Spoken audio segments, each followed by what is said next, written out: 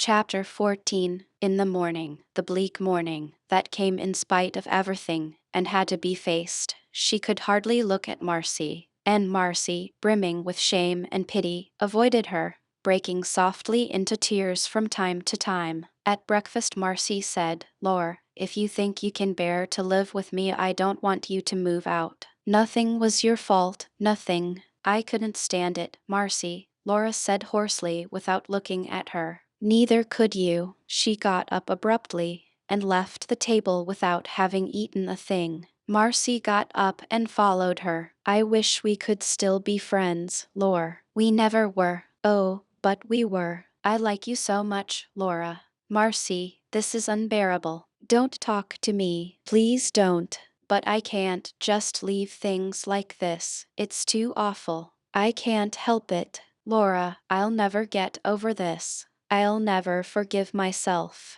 I hurt you so." "Marcy, stop it." She almost screamed at her. "I was a fool, a blind fool. I wouldn't listen." She was thinking of all the warnings from Jack and Bebo that she willfully ignored. But she caught herself and spared Jack another betrayal. That, at least, was something Marcy didn't know and never would.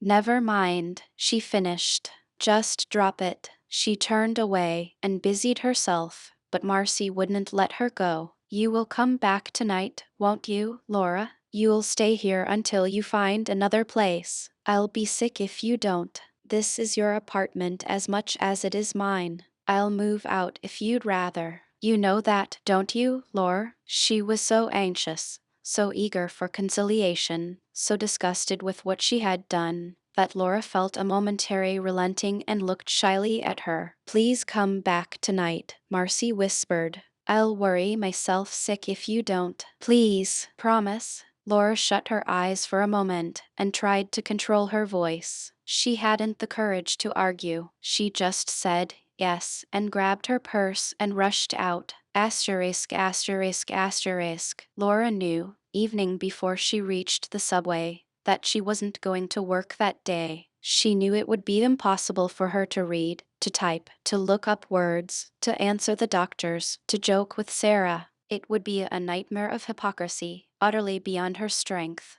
She felt shattered, ready to scream if anyone touched her, like someone with an open wound. But she held herself tightly in check. She rode aimlessly on the subway for an hour or two. She stood in bookshops with a volume in her hands and stared at the pages until the clerks, in turn, stared at her. She sat on benches in Central Park. She stopped now and then to get a cup of coffee and late in the day, a sandwich. It enabled her to keep walking. She walked, looking at nothing but the pavement ahead of her, for a couple of hours. She paid no attention to where she was going or why. She walked to exhaust herself, to reach that country of fatigue where evening the mind cannot operate and the emotions are dead. Abruptly she found herself standing outside the McAlton in the last hour of daylight. She was not strong enough to feel surprise. On the contrary, it was as if she had been working toward it,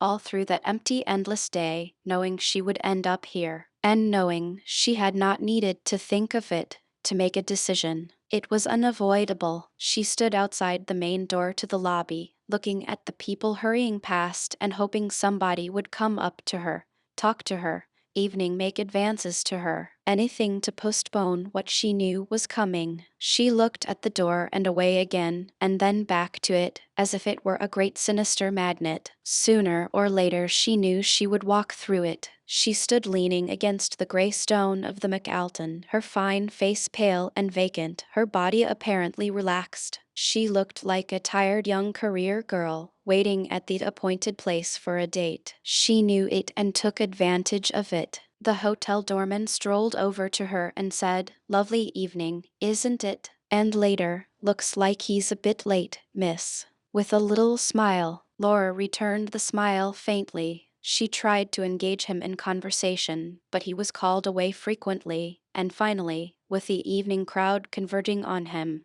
got too busy to talk to her at all. The night was violet now, turning fast to black. It was 8 o'clock. Laura turned to the door and walked through it almost automatically. Once inside, she was suddenly profoundly afraid. Flashes of fear went through her, long sweeps of tremors and gooseflesh. She didn't bother with the desk this time. She knew what floor he was on. She got the elevator and said, 14th floor, please. She wondered if her voice sounded as shaky as it felt in her throat. She thought of simply getting off the elevator on the 14th floor and taking another elevator right back down. And when she was let off, she stood there in the deep carpeted hall with her heart crying, no, no, no, no, no, no, at every beat. He's my father, she told herself.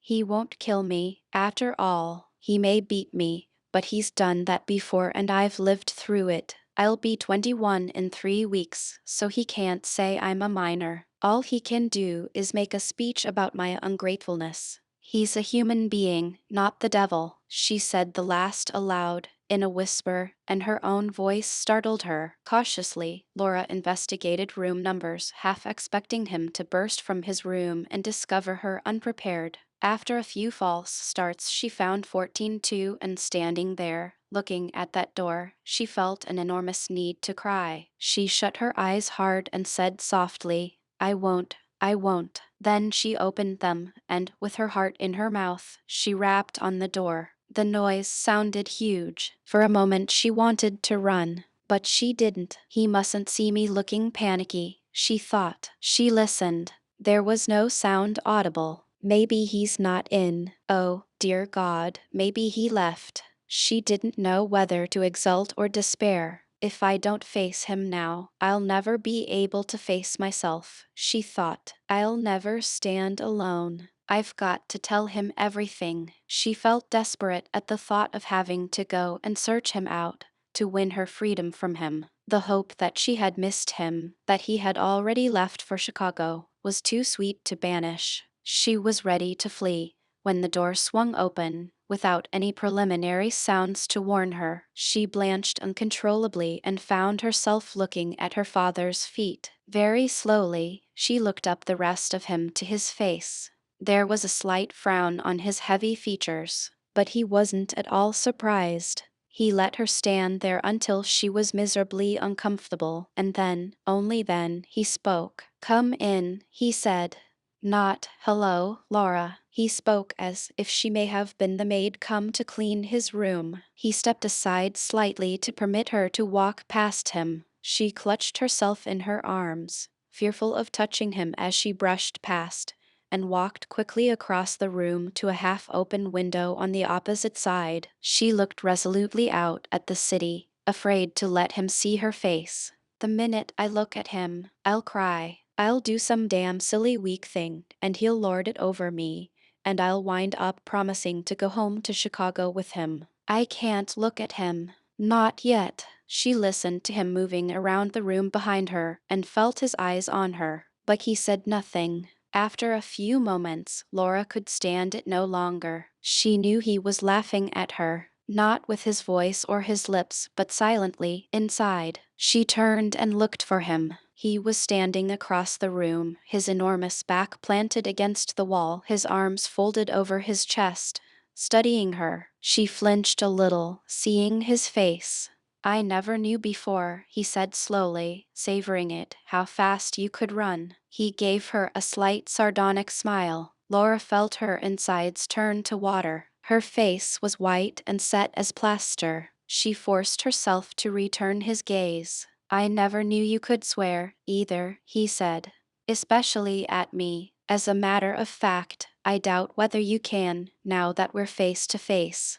It was a dare. Laura, stung, felt a flush of resistance come up in her. If I do, she said, you'll beat me. That's your answer to everything. It always worked before, he said, mocking her. It worked so well that it drove me out of your house forever. It made me hate you, Father. You don't need to spell it for me, Laura. I get the idea. She hated his sarcasm. Her hatred flowed in her now and revived her spirit. Is that what you wanted? To make me hate you? She asked. Because you've done a fine job. A masterful job. Thanks. I'm glad we agree on one thing anyway. He stood immovable, still smiling slightly. He wants to drive me frantic. He wants me to end up on my knees, incoherent, kissing his feet. God damn him.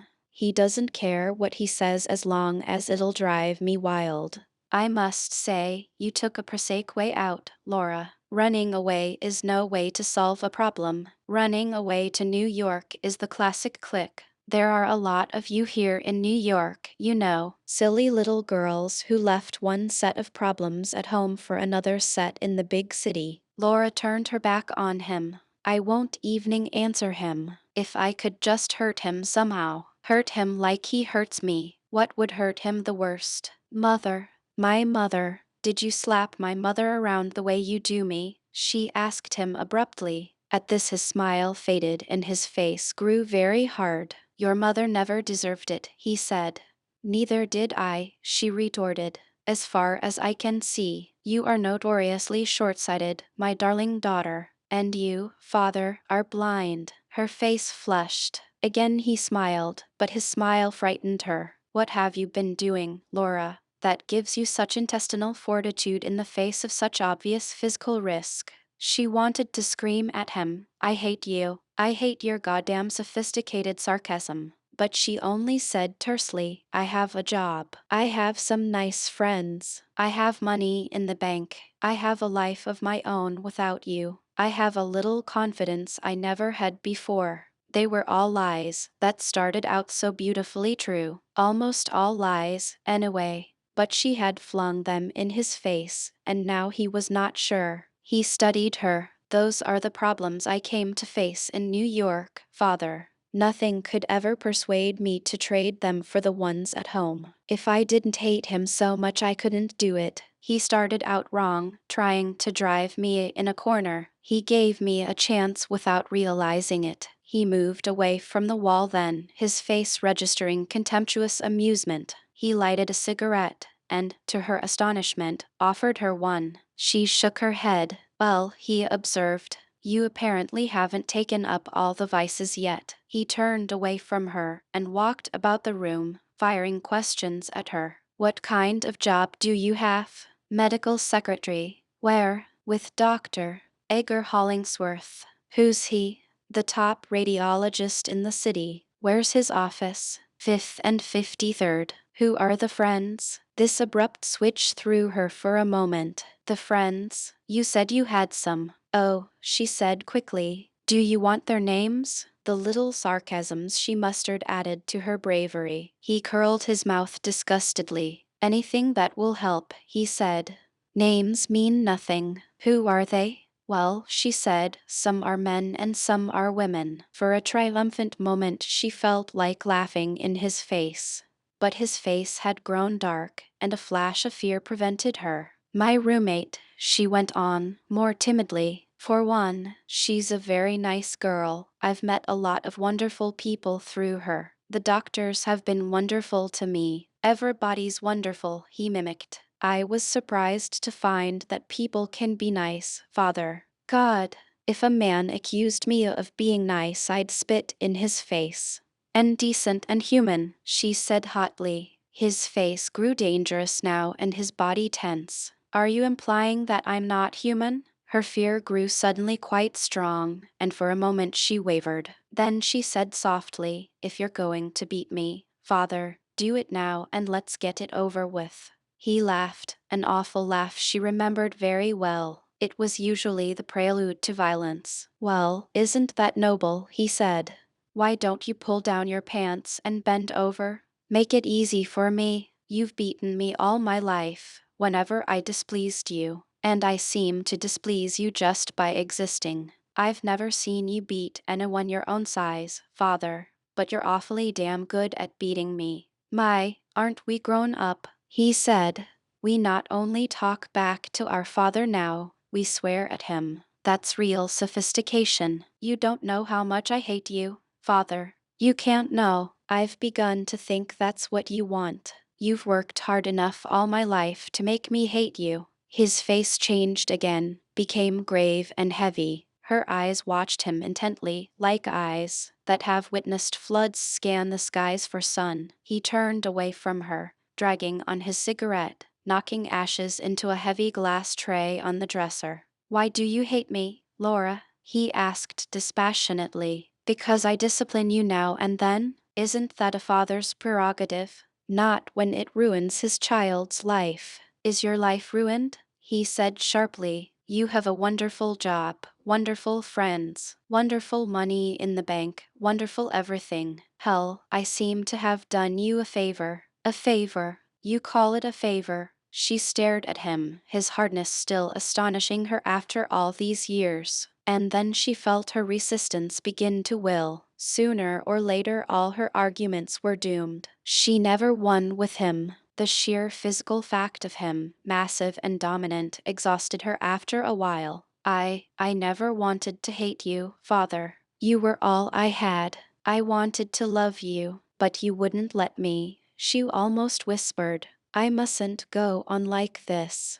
I'll cry, she thought desperately. I hate you because you hate me. She flung at him. He looked at her for some time before he answered quietly. What makes you think I hate you, Laura? She was so taken aback by this that she could only stammer at him. I don't know, but you know you do. Oh, come now. I haven't been that harsh with you. It's a trap. A trap. He wants to soften me up. He wants to see me whimpering. Oh, God, if only I could stop him, freeze him up, like other men. You've been brutal, she said harshly, and the sobs were crowding close in her throat. You've treated me like a slave. Worse, you've beaten me sometimes for nothing, just for the exercise. I never once beat you without a reason, he said. You lie, and her voice was a furious hiss. He glared at her. I'm not in the habit of lying to you, Laura. Your life has been more than beatings. I sent you to the best schools. I let you go to the college of your choice. I let you join a sorority and paid all your bills. And when you came home and quit like a damn coward, without so much as an explanation, I didn't force you to go back. I found you a good job with excellent training and a big future. I've given you a good, comfortable home, a lot of clothes, travel. His voice was low, controlled, but it was the calm before the storm, and he was tense. I would have traded them all for love. Her voice broke, and she turned suddenly away, afraid to shame herself with tears in front of him. Let's not get maudlin, he said sardonically, and once again smothered the spark of tenderness that had waited so many years in Laura for expression. All right, she said sharply, let's not be maudlin. I have a good job here and I'm not going to leave New York. That's what I came to tell you. Now maybe I'll better go. She turned and walked resolutely toward the door, but she should have known it wouldn't be that easy. He merely placed himself between the door and Laura, and she stopped, afraid to go near him. He smiled slightly at this evidence of his power over her. Before you leave, he said, suppose you explain the filial affection that made you write me to go to hell in your little billet doux last week. Why did you say you had no daughter? She flared. To teach you a lesson. Are there any lessons left for you to teach me? She said. Quite a few, my dear. You don't know it all yet, evening if you are almost 21. It almost killed me, father, she said, the anguish showing. You don't know how terribly But she stopped herself, shamed. He didn't know, and she didn't want him to know. She was the one who cared about their relationship, who wanted love and trust and gentleness between them. Not her father. He didn't give a damn as long as she minded him. You said you had no daughter, she repeated bitterly. You wanted it that way, Laura. She turned to stare at him, incredulous. She said. I wanted it that way. You denied my existence before I ever denied yours, he said. You ran away from me. You forced me to. I did no such thing. You made life intolerable for me. I didn't mean to. It was an extraordinary admission, completely unexpected, and she looked at him speechless for a moment. Then why didn't you show me some kindness? She said. Just a very little would have gone a long way, father. He crushed out his cigarette in the heavy ashtray with an expression of contempt on his face. You women are all alike. I swear to God. He said, give you a little and you demand a lot. What's wrong with a lot? she said, trembling. You're my father. Yes, exactly, he said, so roughly that she ducked. I'm your father. Did you treat my mother this way? She whispered.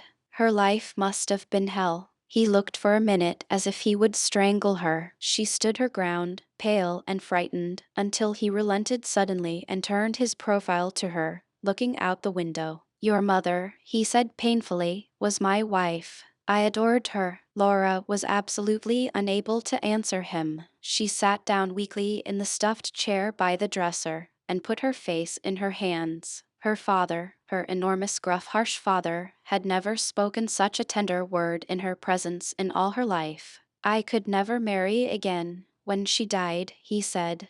Laura felt frightened as she always did when her mother's death was mentioned. She expected him to turn on her unreasonably as he had so often before. I never struck her. Then why me? She implored out of a dry throat. He turned and looked at her, his mouth twisted a little, running a distraught hand through his hair. You needed it, was all he would say. What for? You needed it. That's what for. And she was afraid to push him further. After some minutes he said, Laura, you're coming back to Chicago with me. No, father, I can't. I won't.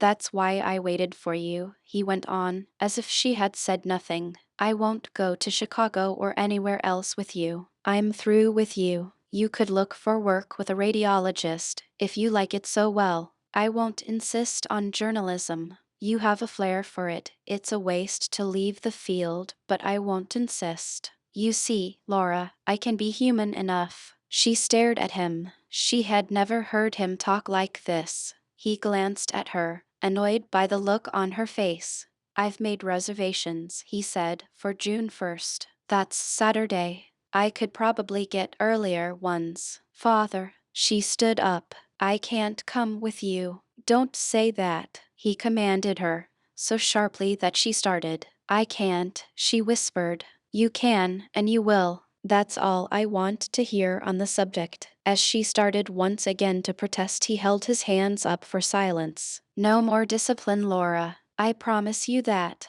I was a fool. You were too. But never mind that now. I was too hard on you, it's true. I see that. Well, you're more or less grown up by this time. I guess we can dispense with spanking. Spanking? It was more than that, and you know it. Don't argue with me, Laura. He turned on her, his voice low and fierce. Then, making a visible effort to calm himself, he said, Get your things together and I'll see about the reservations. No, don't fight me, Laura. Father, there's something you don't know about me. I have to tell him. I'll never be free from him till I tell him, till he knows what he's made of his only child. There's something you don't know about me, she whispered. I don't doubt it. Now hurry up.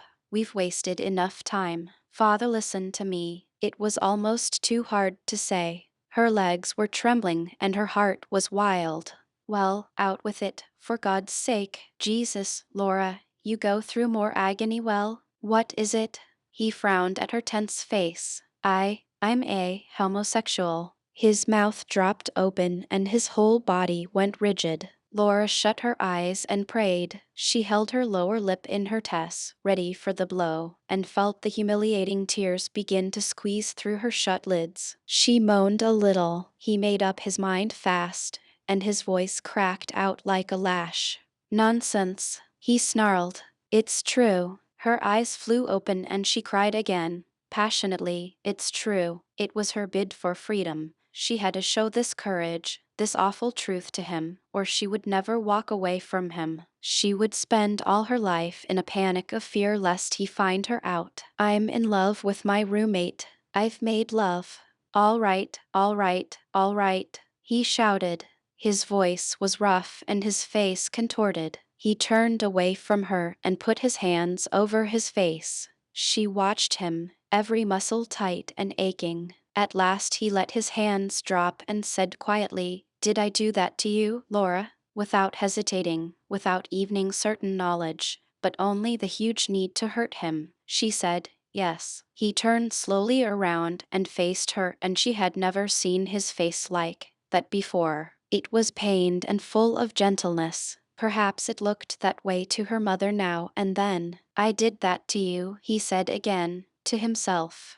Oh, Laura, oh, Laura. His heavy brow creased deeply over his eyes. He walked to her and put his hands on her shoulders, and felt her jerk with fear. Laura, he said, have you ever loved a man? She shook her head, unable to speak. Have you ever wanted a man? Again she shook her head. Do you know what it's like to want a man? No, she whispered. Do you want to know? His eyes were wide and intense. His grip on her shoulders was very hard. I'm so afraid of them, Father. I don't want to know. He seemed to be in another world. Laura was utterly mystified by his strange behavior, blindly grateful for his sudden warmth, and she let herself weep softly. Laura, he said, as if he derived some private pleasure from saying her name over and over. Your mother, you look so much like your mother. You never looked like me at all. Every time I look at you I see her face, her fragile, delicate face. Her eyes, her hair. He put his arms around her. Come back to Chicago with me, he said gently. You don't have to love a man, Laura. I don't want you to. I don't want you to be like other girls. I don't want you to go off with some young ass and give him your youth and your beauty. I don't mind if you're different from the rest. I can take that if you are able to. Laura clung to him, astonished, fearful, grateful, anxious, a whirlwind of confused feelings churning inside her. I want you to stay with me, he said. I always did. I won't let you go. You made me go, Father. You punished me so. No, no, Laura. Don't you see, it was myself. He was holding her so hard now, as if to make up for years of avoiding her, that she ached with it. She began to cry on his shoulder. Oh, Father, Father, she wept. You never told me you wanted me to stay with you. You made me believe you hated me. No, he said. I never hated you. He spoke in a rush, as if he couldn't help himself, as if it were suddenly forcing its way out of him after years of suppression. Never, Laura. It was just that I was so lonely, so terribly lonely. I wanted her so much and she was gone. And there was only you, and you tormented me. She tried to see his face, but he held her too close. You were so much like her, evening when you were a child. Every time I looked at you, oh, Laura, it's myself I should have punished all this time. I was punished. I've suffered. Believe me, Laura, please believe me. Laura was suddenly shocked rigid to feel his lips on her neck. He put his hand in her hair and jerked her head back and kissed her full on the mouth with such agonized intensity that he electrified her. He released her just as suddenly and turned away with a kind of sob. Ellie, Ellie, he cried, his hands over his face. Laura was shaking almost convulsively. At the sound of her mother's name she grabbed the thick and heavy glass ashtray from the dresser, picking it up with both hands. She rushed at him, unable to think or reason, and brought the ashtray down on the crown of his head with all the revolted force in her body. He slumped to the floor without a sound. Laura gaped at him for a sick second, and then she turned and fled. She left the door wide open and ran in a terrible panic to the elevators. She sobbed frantically for a few moments, and then she pushed the down button. She jabbed it over and over again hysterically, unable to stop until an elevator arrived and the doors opened. She stumbled in and pressed into a back corner, helpless in the grip of the sickness in her. The operator and his two other passengers stared at her, but she paid them no heed. Evening when one asked if he could help her. At the ground floor the operator had to tell her, everybody out. She turned a wild, flushed face to him and he said, Are you all right, miss? And she glared at him, violently offended by his manner, his uniform, his question. Don't you know those pants won't make a man of you? She exclaimed acidly, and rushed out, leaving him gaping open-mouthed after her. Chapter 15. Marcy called Jack late that night. I haven't heard from her. I wouldn't bother you, but I don't know where she is and I'm worried, she said. Is she with you? No. What's the matter, Marcy? It's only 10:15. She said she'd be home tonight. She promised. Did you call the office? Yes. She wasn't there today. Was she sick? No. Marcy was almost physically sick with shame and the fear that Laura would do herself violence. She knew well how passionately Laura could respond, how intensely she could feel. She had been truly alarmed when she called the office in the afternoon, and Sarah told her they hadn't seen Laura all day, and they'd damn well like to know where she was themselves. She left the house this morning to catch the subway to work. She said she'd be back tonight, but she didn't go to work. And she isn't back, Marcy told Jack. Jack's first thought was Meryl Landon. Out with it, Marcy. Tell Uncle Jack everything. Jack, I can't. Jack of all people. Jack, who had a crush on Laura. Marcy would have slit her throat before she would have betrayed Laura to him. She was in no mad-up mood any longer. She had wounded Laura with a callousness that shocked evening herself when she thought back on it. She had no yen to hurt any more. Come on, doll, we've known each other for years, Jack said. Spill the beans. Jack, I won't hurt her. Not evening.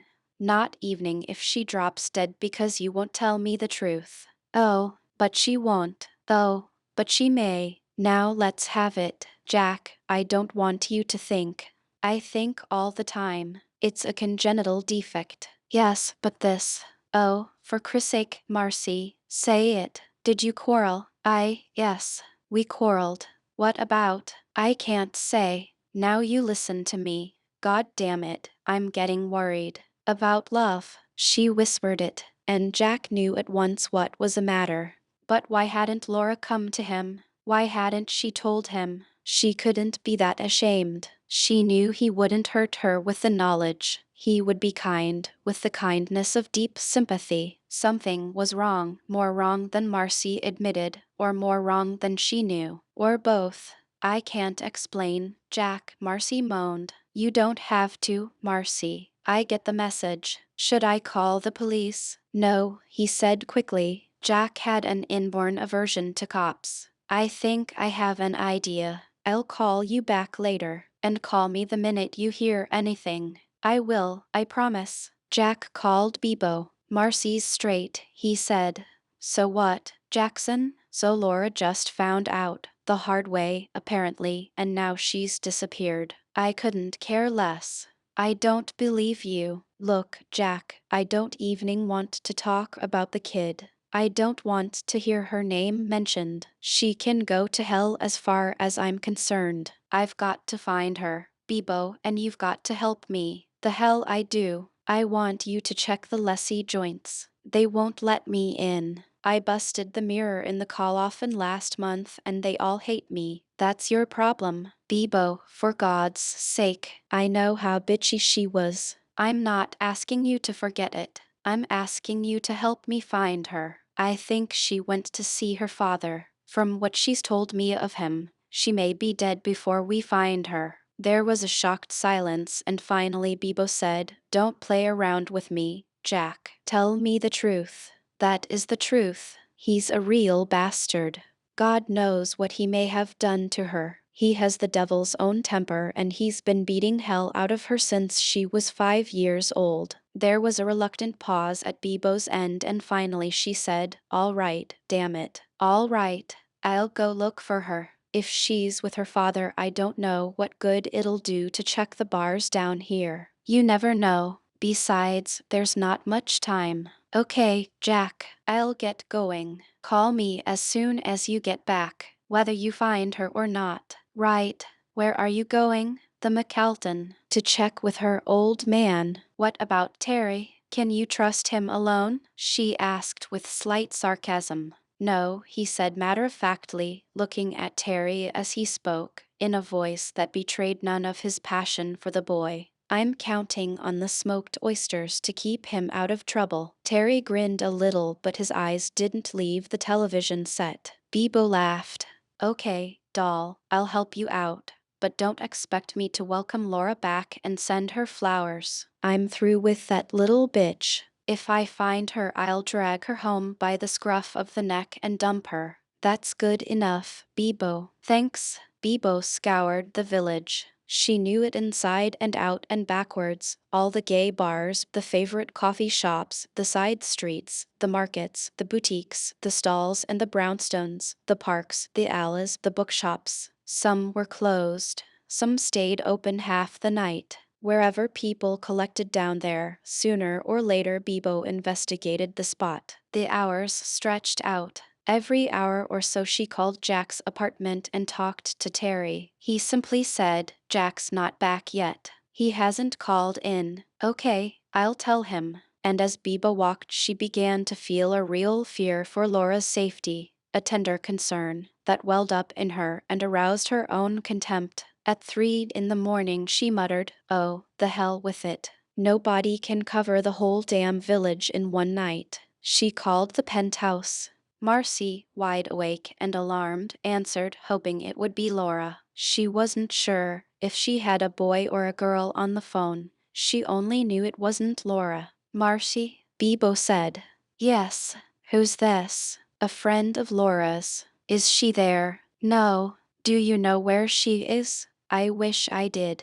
"Who is this?" "I'll call you back." Marcy sat holding the receiver and staring perplexed at the phone some minutes after Bebo hung up. Jack got back in the first light of dawn to find Terry asleep. He sat down without taking his jacket off and called Bebo. No answer. Terry rolled over and looked at him. He was a medium-sized, well-built boy, bright and handsome and easily bored, affectionate by nature, but spoiled, quick with his temper and quick with his generosity. He was not quite sure, being young and desirable, if he was in love with Jack. He liked being admired by a lot of people, but he was not the money grubber Jack had painted for Laura. He liked to be dominated, and he was waiting for Jack to make a move in that direction. "Where the hell have you been?" he'd asked Jack. "Where's Bebo?" "How should I know? You're the one who knows it all. Just this once. Don't get smart with me, lover. I gotta find her." Jack was too worried to cuddle him. "She'll call back on the hour. She's been calling in every goddamn hour since you went out.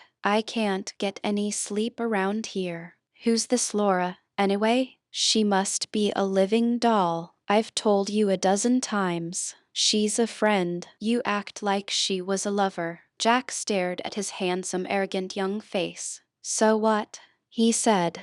"You have your affairs. I have mine." And he turned around and walked into the bathroom and left Terry staring after him. Jack never talked that way to him, not even when he caught him in flagrante delicto. He never showed an erotic interest in girls, either. The phone rang 15 minutes later. It was Bebo. Terry answered and handed Jack the phone, listening to the conversation with his eyes half open. "Absolutely no soap," Bebo said.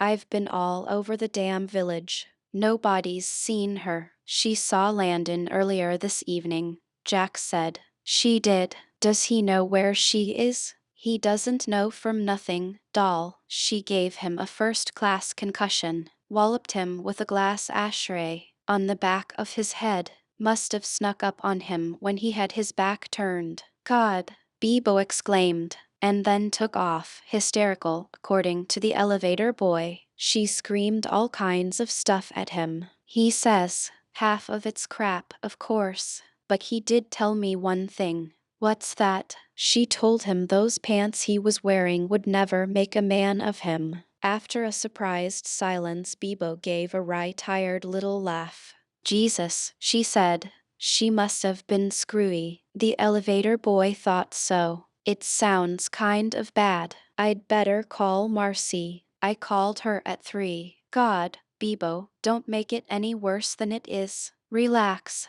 I didn't leave my name, just asked for Laura and Marcy said she wasn't there." "Well, Jackson, now what?" "We call the cops. You want us all to get thrown in the jug. They'd love to run in a bunch of queers." "No, let's wait a day. She's a sensible girl underneath it all. She'll come to her senses and I'm the first one she'll call." Terry, on the bed beside him, gave a contemptuous snort. "I wish I felt so confident," Bebo said. "Yeah," Jack said. "I do too," he admitted. "Okay, Boy, keep in touch. Jack hung up and sat drooping on the bed, the fatigue showing in his face.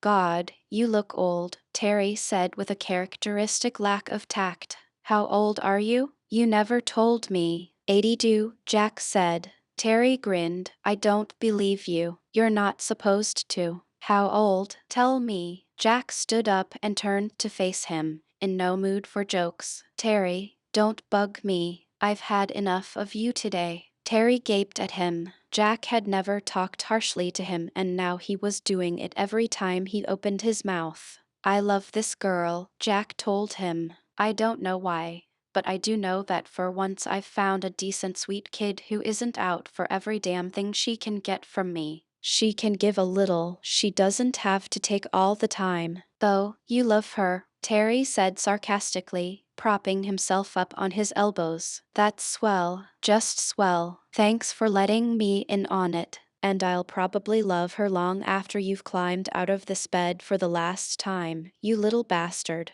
You and a dozen other guys. It's a kind of love you don't know much about, Terry. He was too tired, too worried, to take much heed of what he said or how. His resentment spilled out and it felt good to let go with it, and he did. Terry wasn't used to being disciplined. He had managed, in 18 crafty years, to avoid it, so he was surprised at himself when he reacted to Jack's tongue lashing with a renewal of interest in him. He lay back on the bed and watched Jack strip to his underwear. Jack was not a beautiful man physically, tough and wiry, but not beautiful. Yet Terry watched him with enjoyment, wondering what to expect from him next. Jack stretched out on the bed next to Terry. There was an hour or so when he could sleep before he had to get to the office. He turned his head a little and saw Terry watching him. You still here? He said.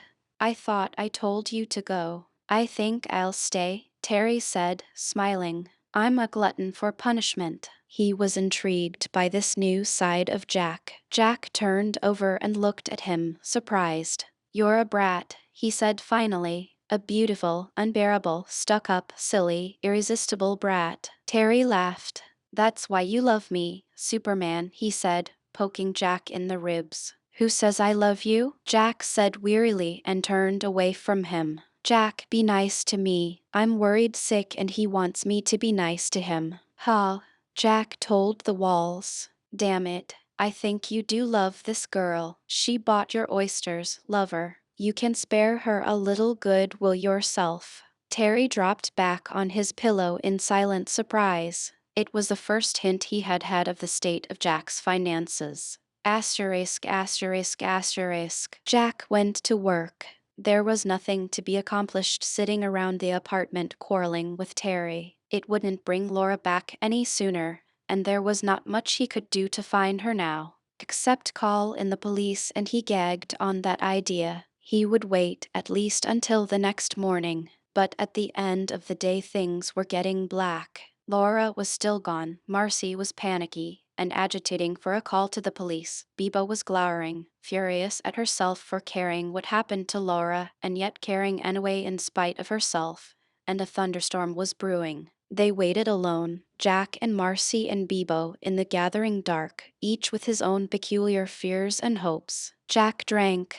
Marcy paced around the roof, praying God that Laura hadn't killed herself. Bibo came over after a while and talked to Jack. They talked, they drank, the phone rang. Terry wandered around the apartment in a pet, because nobody was paying any attention to him. In another part of town, Burr cursed silently, because Marcy would pay no attention to him. And still elsewhere Merrill Landon lay with an aching head and heart and peppered the detective agency he had hired with evil-tempered calls, while they labored to locate his daughter. Finally, Terry exploded at Jack. If you don't talk to me, I'm going to get out of here. He gave the nearest chair a petulant kick.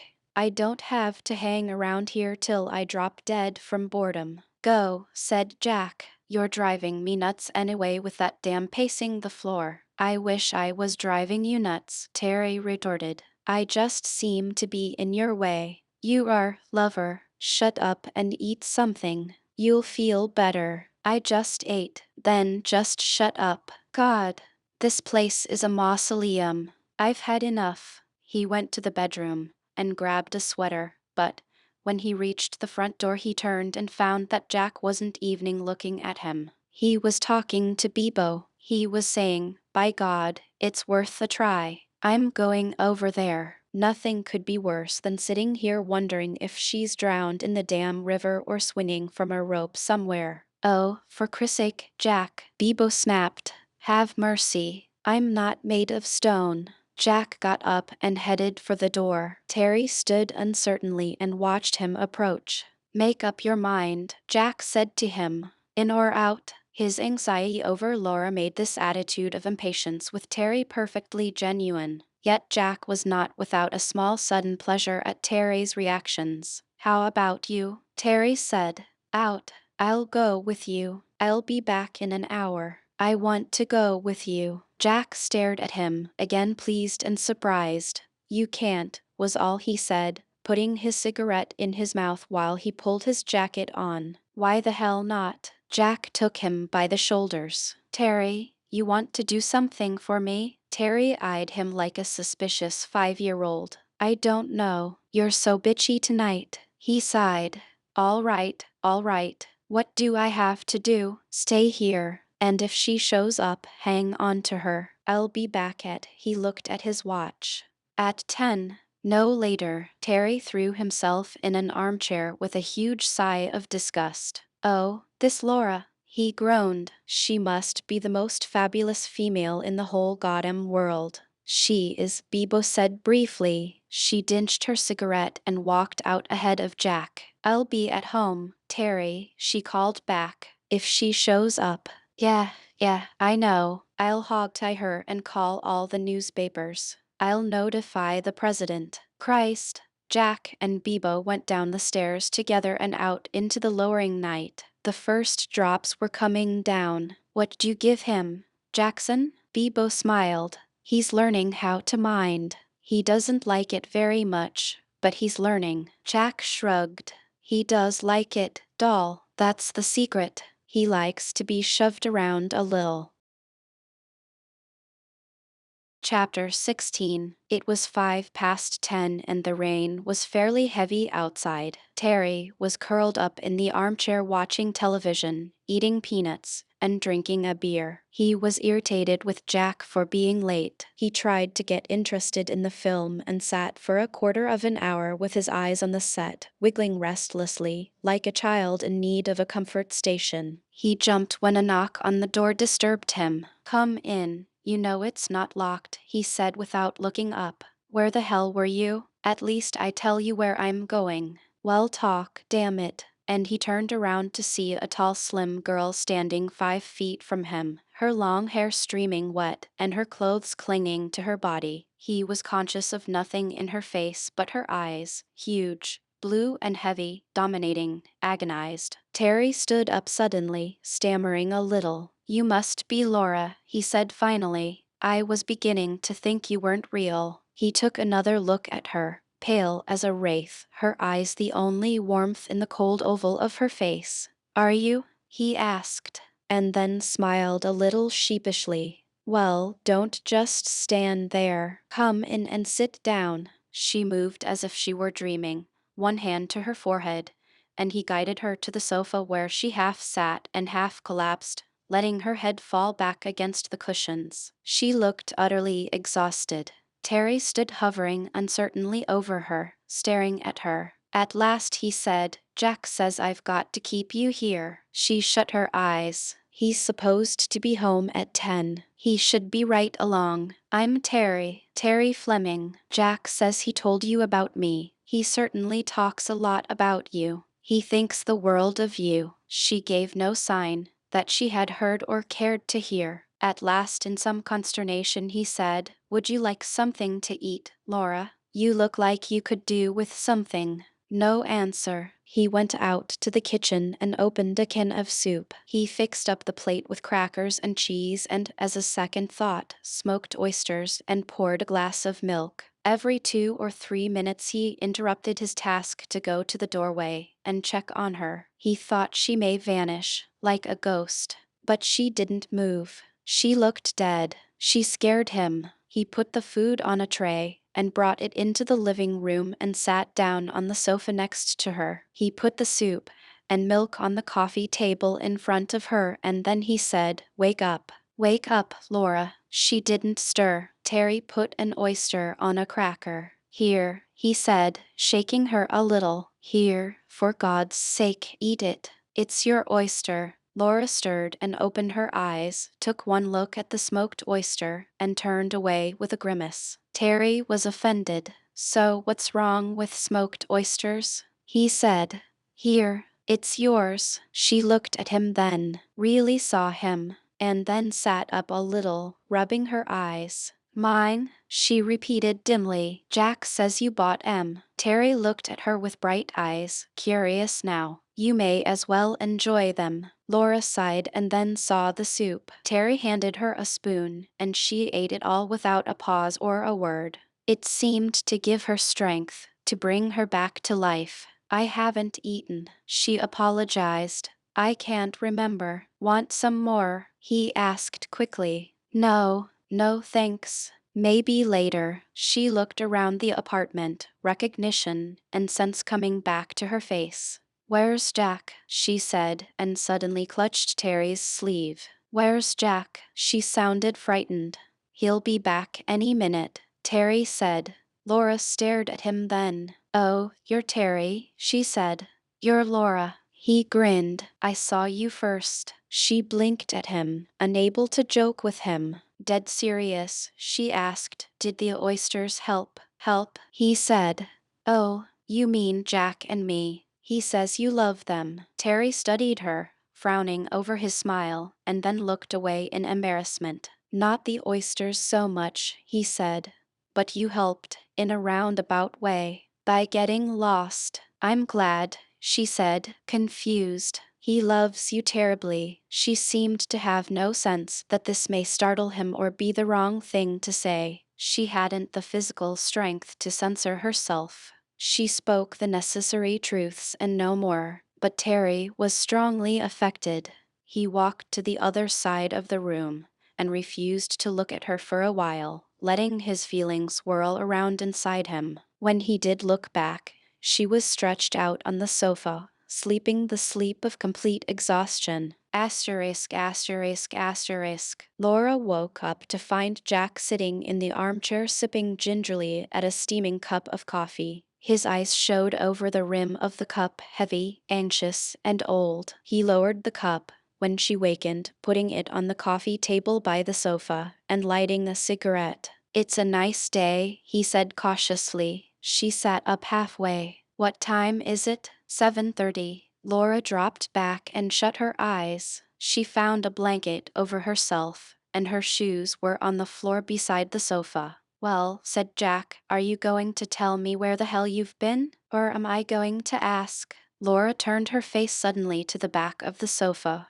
and wept. "Oh, Jack," she moaned. "I killed him. I killed him. Oh, God help me." And she began to sob. "Killed who?" "My father." "Your father," he said with friendly sharpness in his voice, "has a prize concussion. But he's very much alive." She turned her head slowly to look at him, her eyes enormous, and her heart stopped in her chest. "Alive?" Her voice was a startled whisper. She sat up suddenly and said it out loud. "Alive?" She grabbed Jack's arms with the strength of shock. "How do you know? How do you know? Tell me quickly." "I will. Give me half a chance." He pushed her back down and told her of his trip to the McAlton. "I just went up to the 14th floor," he said. It was easy. There were a lot of people standing around outside his room, and the elevator boy told me about it. "Incidentally, you made a real friend. He thinks you're the original goof nut." "But my father, Jack, my father." "There was a doctor with him." "He's okay, Mother." Laura half fainted, and it was some minutes before Jack could bring her around. Terry sat on the floor by the sofa, watching her with interest, while Jack propped her feet up on pillows. "That better?" he said. "I hit him so hard," she murmured the moment she was able to talk. "I was sure I killed him. Maybe he died of the concussion." Her eyes went wide again with fear, and she looked at Jack, but he shook his head with a little smile. No such luck, he said. I talked to him last night, she gasped. What did you say? Is he all right? Did you tell him who you were? The fears tumbled out of her. I called him on the house phone. Relax, Laura, you're among friends. I asked him if he knew where you were. He said no. What else? Laura had clutched his arms with trembling hands. He was pretty curious about me, naturally, but I didn't give him my name and phone number. Now calm down, will you? You're giving me the screaming mimes. What did he say? She was crying again. What? Tell me. He tried to get me to talk, but I didn't tell him anything, except that I was your best friend. Finally, he said he was afraid he had hurt you. Laura shut her eyes and covered her face with a groan. He wanted a chance to explain. He said if I found you to tell him right away. He has an agency trying to track you down. He said to tell you he's sorry. Jack looked curiously at her. He's sorry, she repeated, staring. He's sorry. Did he hurt you, honey? Jack said gently. It was too enormous to describe,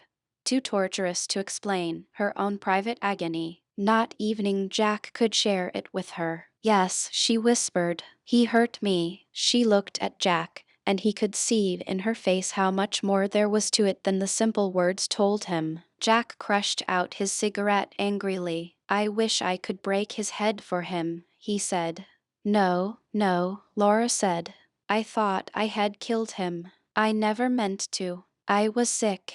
I've been so sick, Jack, you wouldn't believe. Oh, thank God he's alive. Thank God. I wanted to hurt him and I did. I never wanted anything more. Just a chance to get evening with him. What the hell happened between you two? I can't talk about it. You can to me. No, I can't. Not to anybody. Did he beat you? She shook her head. Don't ask me, Jack, she said.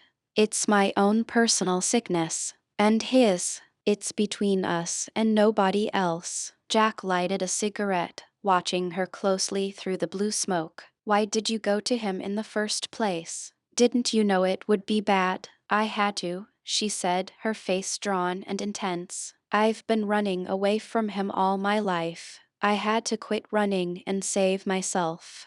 I had to tell him face to face what I am. Jack's brows drew together heavily. You told him you were gay? He asked. Yes, I told him. What did he do? She turned her deep eyes, accentuated by the thinness of her face, to Jack. He hurt me, Jack, and I hurt him. But it's all over. Oh, my God. I'm so grateful I didn't kill him. Have you ever thought you killed somebody and tried to go on living with it? It eats you up, it corrodes your brain and your body, it makes you sick, oh, so horribly sick. Oh, Jack, and he put his arms around her, while she wept, and Terry watched them in silence. That bastard, Jack murmured, comforting her. That damn bastard.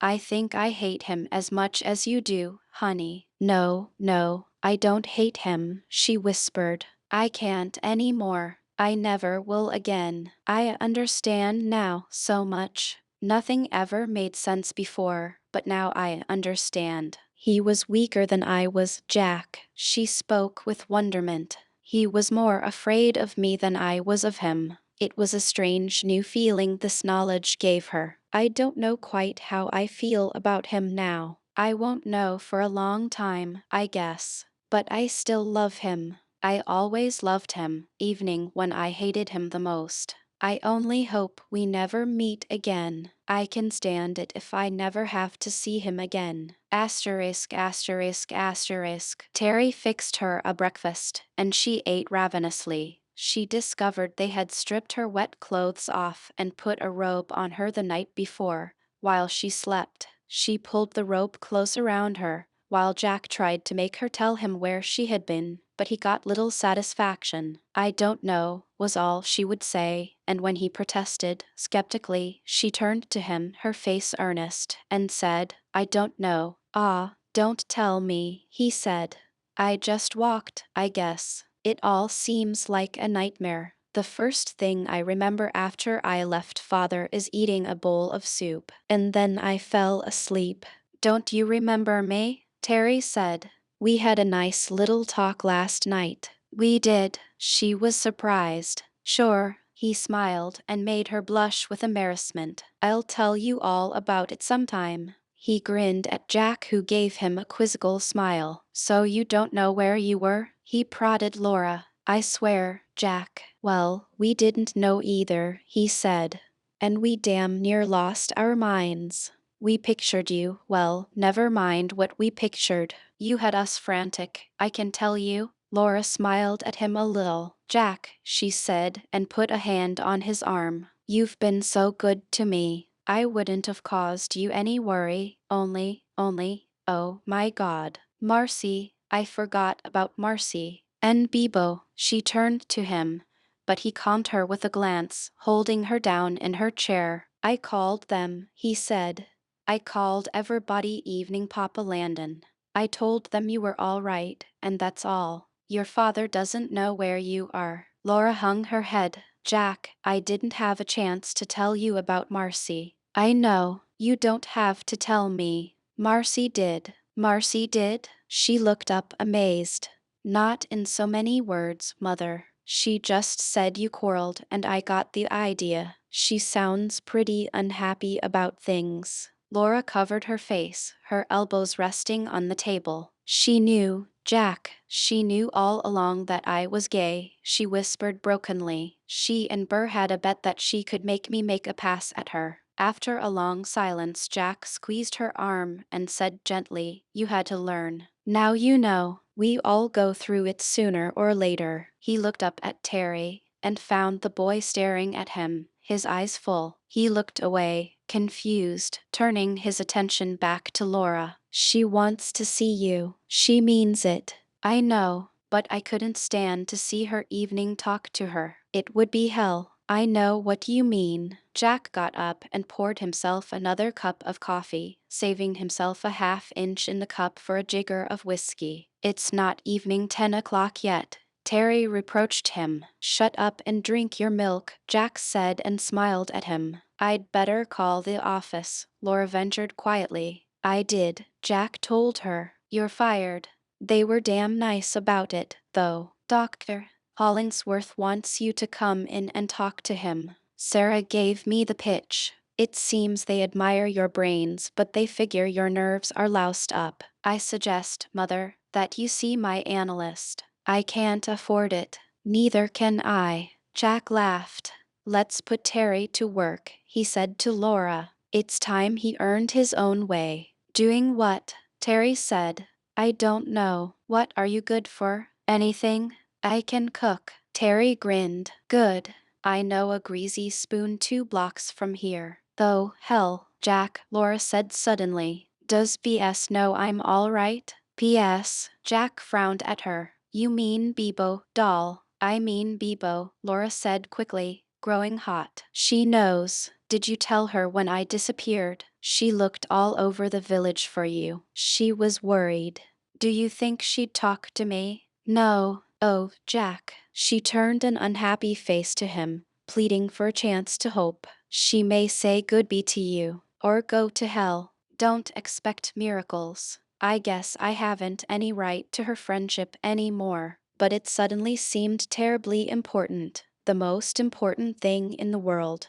Not as long as you get her mixed up with BS. Oh, that was just a slip of the tongue. Jack stood up and paced across the kitchen. He turned, resting his rump on the counter by the sink, and parked his coffee cup next to him. Laura, he said seriously, you fell in love with a girl named BS once. You told me that. Then you and Beavis broke up and Beavis married somebody and quit school. And then you ran away from home, and you came to New York, and every damn female you met reminded you of BS. Oh, no, Laura began, but he held up a hand to silence her. Now listen to me. Damn it, I'm beginning to wonder if you were running away from your father or from BS. Jack. Laura stood up and faced him, her temper rising. Marcy and Bibo look about as much alike as Laurel and Hardy. yet they both remind you of Beavis. But that doesn't mean. And you fell for both of them. And don't tell me they were the only ones. His eyes were hard to meet. Laura looked down. She shook her head. No, she whispered, confused, rubbing her eyes. No, BS must have been a great girl, Mother.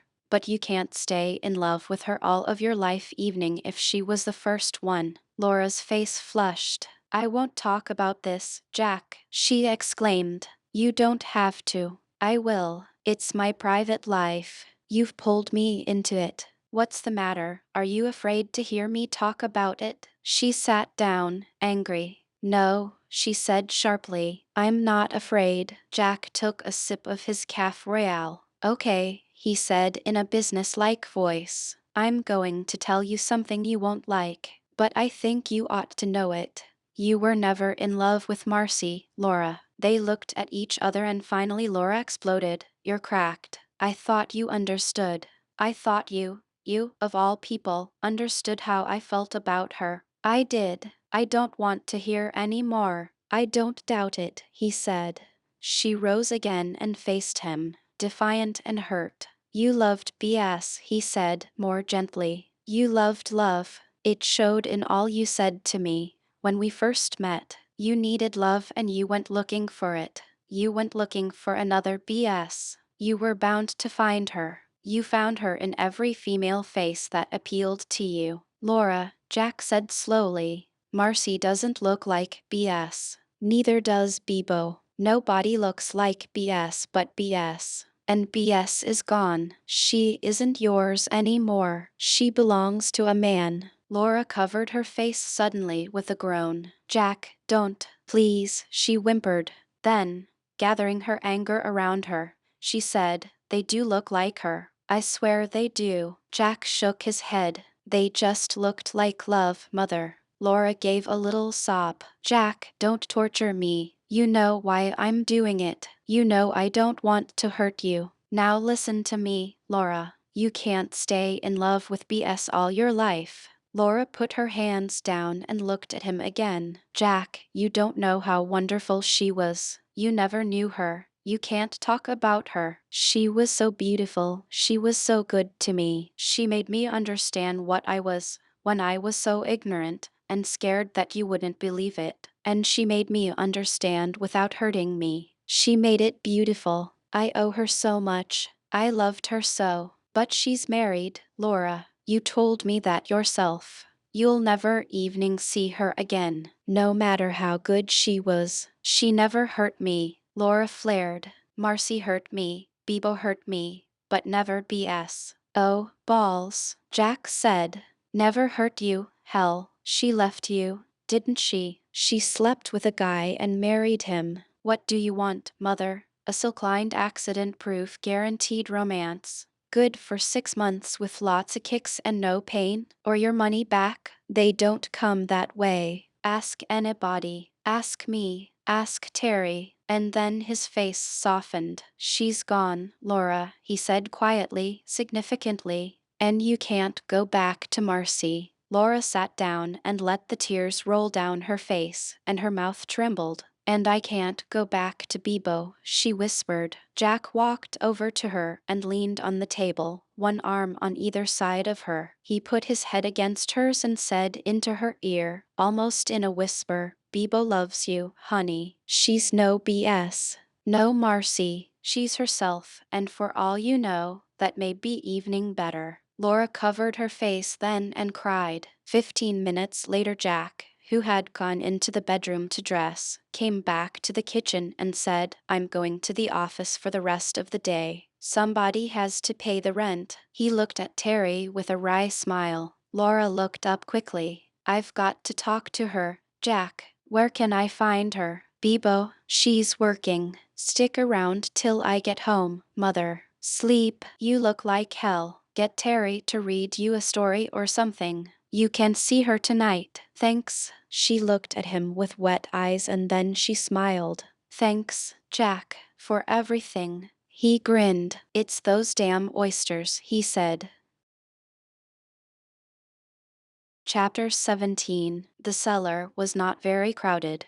when Laura walked in at 8 o'clock. By 8:45, when Bebo got there, the place had filled up a little and the jukebox was going. Dutton, the sketch artist, was making a few bucks with the tourists. There was a tableful of them in one corner that he was working on. Bebo sat down at the bar and began to josh the bartender. She didn't see Laura, and Laura's heart was pounding so high in her chest that she was afraid to go near Bebo. She didn't know what to say. She was sickeningly afraid of a rebuff, and she hung back in a sweat. She deserved a rebuttal, but she was afraid she couldn't take it. She watched Bebo for a while, her face shaded slightly as she leaned away from the bar lights. She let the heads of the people next to her serve as a sort of cover behind, which she could dodge when Bebo glanced her way. For a while she was tortured to see Bebo chatting with other women, young pretty girls, like the two high schoolers Laura had met with her one night.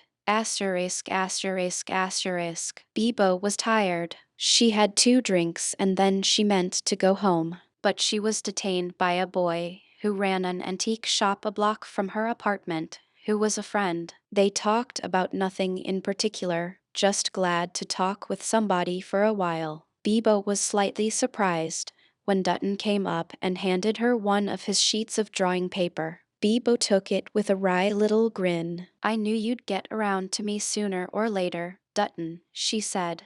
"I'm part of the decor in this joint. Let's see." She studied the caricature. "I hate to admit it, but it's good. Does my chin stick out like that?" Dutton grinned. "Take it from me," he said. Bebo eyed him. "You don't think you're going to get a buck out of me for this, do you?" she said, waving it under his nose. "I've got my buck, friend," Dutton said, holding the folded bill up between his thumb and index finger. He smiled and pushed the sketch back at her. "It's yours," he said. "Keep it." Bebo studied him a moment, frowning, and then she looked up and down the bar. "If you don't like it," Laura said softly in her ear, "just tear it up. I can't complain." Bebo turned on the bar stool to find Laura standing close behind her. They gazed at each other in silence for a moment. Then Bebo tore the sketch once across the long way and once the short, still watching Laura, and dropped the pieces on the floor. Laura looked at her, trembling. Bebo turned back to the bar and finished her drink at one swallow. Then she said to the boy beside her, "See you, Daisy," and she got up and left the bar. For a moment, Laura thought she would die where she stood, and then she followed Bebo, walking 20 feet behind her, her heart working hard and making her gasp a little. Bebo walked out into the night, and Laura followed her, coming just a little closer, until she was about 5 feet behind her. Bebo walked on, slowly, without glancing back, without hurrying her pace. They walked for 2 full blocks like this, and across the street into a third. And then Bebo stopped. Startled and scared, Laura stopped where she was, on the curb, with the street light illuminating her silver blonde hair and leaving her face in the shadow. Slowly Bebo turned around. She looked at Laura. She dropped the cigarette in her hand and crushed it under her heel. For some moments they just stood there and gazed at each other. A man walked by and then a couple. Then the street was empty. Finally Laura said, in a whisper that carried clearly to Bebo's heart, "I love you, Bebo. Darling, I love you." Bebo walked over to her, still moving very slowly, until they stood together in the pool of light just inches from each other. The dawn of a smile showed on her face. "Little bitch," she said softly. Laura, she leaned down then, tipping Laura's face up to hers. "I can't hate you any more," she said. "I've given up. There's nothing left but love." And she kissed her. Their arms went around each other suddenly, hard, and they stood there in the lamplight, kissing.